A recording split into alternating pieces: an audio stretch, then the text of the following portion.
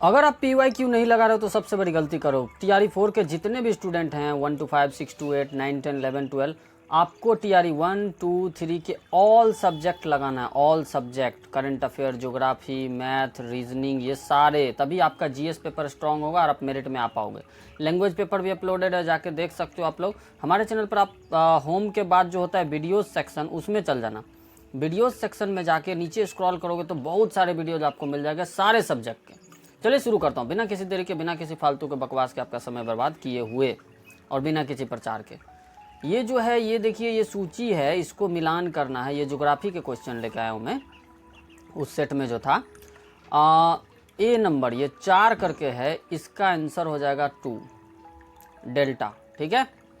उसके बाद जो B नंबर है दोस्तों, कंकर। कंकर क्या होता है? बांगर में कंकर होता है। नई को खादर बोलते हैं, पुरानी को क्या बोलते हैं? बांगर बोलते हैं ना, जलोढ़ मिट्टी को। ठीक है, तो आपका कंकर होगा पुरानी में। ठीक है। और ये कायल करके है, ये C का 4 हो जाएगा, तटीय मैदान। ठीक है। और मांड जो है दोस्तों, मांड जो है दोस्तों, पंजाब का मैदान हो जाएगा। और आपको नीचे कूट भी दिया गया है। BPSC क्वेश्चन को हार्ड बनाने में कोई कसर नहीं छोड़ता है। देखिए A का 2, B का 3 कहाँ पे दिख रहा है, वहाँ मार दीजिए। C का 4, D का 1। ठीक है। चलिए दोस्तों, नेक्स्ट क्वेश्चन पे चलता हूँ। वीडियो को पसंद आए तो लाइक, शेयर एंड सब्सक्राइब करना ना भूले, और ऐसे ही चैनल के लिए, हमारे क्वेश्चन के लिए विजिट करते रहें। ठीक है। मैं इजी क्वेश्चन नहीं बताऊंगा, मैं केवल ऑफिशियल क्वेश्चन बताता हूँ। मैं कुछ पढ़ाई लिखाई सब बाद में, कोर्स खरीदना बाद में, NCERT पढ़ना बाद में। पहले आप जो 25-30 पेपर हुए उनके सारे सब्जेक्ट्स को रट डालो, देखो उसी में से क्वेश्चन आएगा, और कहाँ से बनाएगा बेचारा। चलिए, ये जो है दोस्तों, कौन सी सहायक नदी ब्रह्मपुत्र से उत्तर दिशा में नहीं मिलती है? कितना हाई लेवल का ज्योग्राफी का क्वेश्चन, आप समझ सकते हो। सिविल सर्विसेज में भी ऐसा नहीं आता। ठीक है। अब ये हाई लेवल है तो इसको आप क्या करोगे, ऑप्शन मार के आगे बढ़ जाएंगे दूसरे चैनल वाले, लेकिन मैं वो नहीं करने वाला हूँ। मैं इसका पूरा एक्सप्लेन करूँगा। इसका करेक्ट आंसर मानस हो जाएगा। मानस जो है दोस्तों, इसका करेक्ट आंसर हो जाएगा। अब चलिए, बाएं से कौन कौन मिलता है, हो सकता है TRE 4 में बना दे क्वेश्चन। ब्रह्मपुत्र नदी में बाएं से कौन कौन मिलेगा? कहोगे सर बाएं से दिबांग मिलेगा। ठीक है, वही उत्तर से जो बोलते हो आप, है ना, दिबांग मिलेगा। दिबांग कुछ भाग अरुणाचल प्रदेश में भी बहता है। ठीक है। लोहित भी मुझे लगता है अरुणाचल से होके ही आता है। ठीक है ना। और दाएं मतलब आप कर दो कि दक्षिण से कौन कौन मिलेगा। उत्तर से नहीं मिलती है ना, मैंने दक्षिण से मिलती है। देख लो दक्षिण से कौन कौन मिलती है। सुबनसिरी, सुबनसिरी। आप लोग दोस्तों एक गलती और करते हो, नोट्स नहीं बनाते। PYQ के नोट्स बनाइए, एग्जाम आएगा तो रिवाइज करके एग्जाम में बैठ जाइए। सुबनसिरी, मानस, और ये आपका कामेंग हो गया ना। चलिए नेक्स्ट क्वेश्चन पे चलता हूँ। हो गया यहाँ तक, कोई दिक्कत किसी को?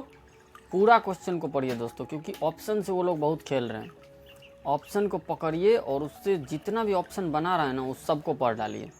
चलिए, ये जो है दोस्तों, लिखा पानी हिमनद भारत के किस राज्य में स्थित है? ये देखो, ये कभी किसी एग्जाम में आपने नहीं देखा होगा। देखो कहाँ कहाँ से क्वेश्चन उठा रहा है। मतलब नॉर्थ ईस्ट से लोग पढ़ते नहीं हैं। नॉर्थ ईस्ट से आप लोग जितना भी चीज़ें हो रही उसको पढ़ के जाओगे एग्जाम में। ठीक है। किसी का डांस है, अगर कोई पहाड़ है, कोई हिम ग्लेशियर है, कोई दर्रा है, तो वो सब पढ़ के जाओ नॉर्थ ईस्ट से। लिखा पानी हिमनद भारत के किस राज्य में? कहोगे सर अरुणाचल प्रदेश में। ठीक है। अब ऑप्शन मार के आगे नहीं बढ़ जाना। अगर उसके दिमाग में ये राज्य आए हैं तो इसमें कौन कौन से ग्लेशियर है वो भी चेक कर लो, क्योंकि मुझे जैसा कि लगता है कोई खास प्रोफेसर ने ही सारे क्वेश्चन को डिज़ाइन किया, क्योंकि सब में समानता देखने को आपको मिलेगा। हिमाचल प्रदेश में कौन सा ग्लेशियर है? हिमाचल प्रदेश में दोस्तों 12 सिगरी ग्लेशियर करके है। ठीक है, 12 सिगरी, एक सेकेंड, ठीक है ना। उसके बाद कहोगे सर कि सिक्किम में, इसी BPSC के टीचर के ही सेट में, किसी सेट में मैंने देखा कि जेमू ग्लेशियर कहाँ है। लो, अब मैंने आपको प्रूफ दे दिया ना कि सारे ऑप्शन पढ़ना कितना ज़रूरी है। तो जेमू ग्लेशियर जो है सबसे पहले ऑप्शन में था जम्मू कश्मीर, लेकिन नहीं, जेमू ग्लेशियर जो है दोस्तों सिक्किम में है। ठीक है, चलिए क्लियर हुआ ना। आगे बढ़ता हूँ मैं। ऐसे पढ़िए कि एकदम क्वेश्चन ना छूटे, एकदम सिविल सर्विसेज की तरह, वरना बहुत सो आपसे आगे निकल जाएंगे। मैं देखा हूँ कि अब भाई 5 से लेकर 12 तक NCERT कौन पढ़ेगा? बताइए, आपके पास समय है? अगर आप पढ़ भी लिए तो उतना याद रख पाइएगा? ठीक है, याद भी रख पाइएगा तो उसको फ्रेम करना आसान है क्या? बताइए। इसलिए मैं कह रहा हूँ समय अगर कम है तो PYQ लगाएं। PDF मैं टेलीग्राम पे दे दूंगा t.me घनश्याम सर बेगूसराय। मगध एवं अंग का मैदान किसके हिस्से में? इसको आप लोग कहोगे सर कि मध्य गंगा के मैदान में, ठीक है। ना ही निचली आप बोल सकते हो, चूँकि थोड़ा थोड़ा पहाड़ी इलाका भी है गया साइड में। आप निम्न गंगा नहीं बोल सकते, ऊपरी गंगा नहीं बोल सकते। ऊपरी गंगा मतलब क्या, कॉमन सेंस लगाते तो आप इसका आंसर दे सकते थे। ऊपरी गंगा जहाँ से फ्लो करती है वहीं से न होगा। निम्न गंगा में हम लोग जैसे डूब जाता है जो इलाका, वो होता है ना। लेकिन मगध पूछा गया था, मगध किस इलाका में है ना। चलिए आगे बढ़ता हूँ। बहुत सारे क्वेश्चन को आप थोड़ा डीपली सोचोगे तो उसका आंसर दे सकते हो।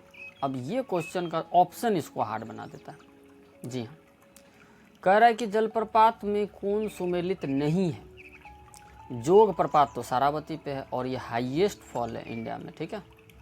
इंडिया का हाईएस्ट प्रपात है, ठीक है ना। मैं 10 क्वेश्चन से आपको 50 क्वेश्चन बताऊंगा और 50 के 50 एग्जाम में आएंगे, मेरी गारंटी है। कपिल धारा जो है कावेरी नदी पे नहीं है दोस्तों। कपिल धारा जो है दोस्तों नर्मदा नदी पे, कहाँ पे है? नर्मदा नदी पे है, ठीक है। और कपिल धारा जो है नर्मदा नदी पर कहाँ पे है? अमरकंटक जिला में। अमरकंटक। आप लोग भी मध्य प्रदेश जाओ किसी दिन घूमने, बहुत अच्छा इलाका है। भोपाल जाओ, घूम के आओ, उम्मीद है नौकरी लगोगे तो जाओगे ही। धुआंधार जलप्रपात बहुत सारे एग्जाम्स में आपने देखा होगा, पूछता है, ठीक है। ये गोदावरी पे नहीं है, गोदावरी साउथ इंडिया में फ्लो करता है। ये धुआंधार प्रपात भी कहाँ पे है? नर्मदा नदी पे दोस्तों, ठीक है। और धुआंधार प्रपात है कहाँ पे, ये भी पूछा जाता है। जबलपुर जिला है एक, जबलपुर जिले में भेरा घाट, आपने सुना होगा, बहुत सारे बड़े बड़े टीचर को पढ़ाते हुए ये ज्योग्राफी में सुना होगा, भेरा घाट नामक स्थान पे, ठीक है। और ये दोस्तों आप याद करके जाएंगे, बहुत बार पूछा गया। नर्मदा नदी, ये आपका धुआंधार प्रपात कहाँ है?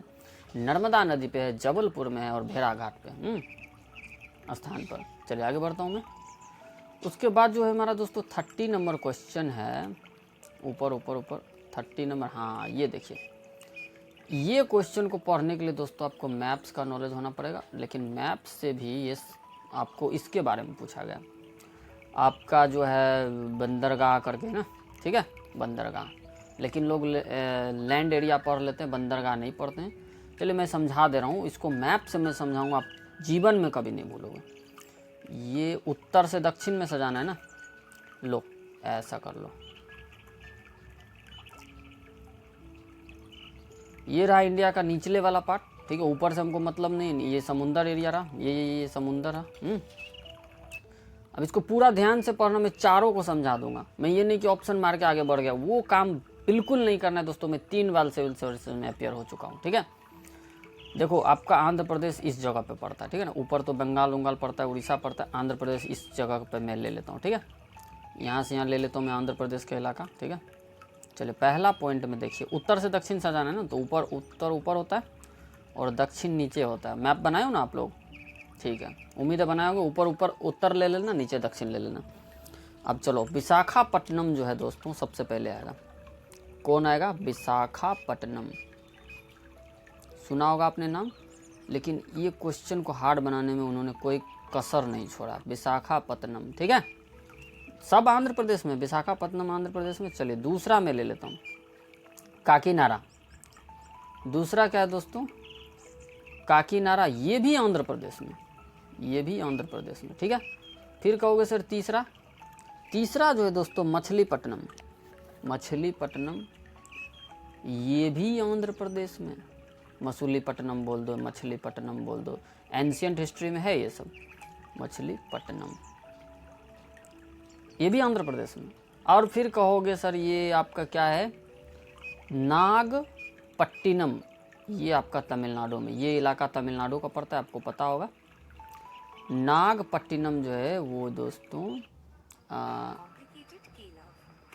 पट्टिनम तमिलनाडु में पड़ता है। आपको ये समझ आया तो एक लाइक करें वीडियो को, एक फेसबुक ग्रुप व्हाट्सएप ग्रुप में शेयर करें। मेरे इस तरीके से पढ़ाने का तरीका अगर आपको समझ में आ रहा है तो। चलिए अब आप कभी नहीं भूलोगे, मुझे याद है। अच्छा चलिए आप इसका ऑप्शन में बता देता हूँ, 4 1 2 3 इसका करेक्ट आंसर हो जाएगा। लेकिन मैं ऐसे नहीं पढ़ाता हूँ, पूरा मैं एक्सप्लेन करूँगा। मैथमेटिक्स को भी मैं पूरे बढ़िया से बताया हूँ।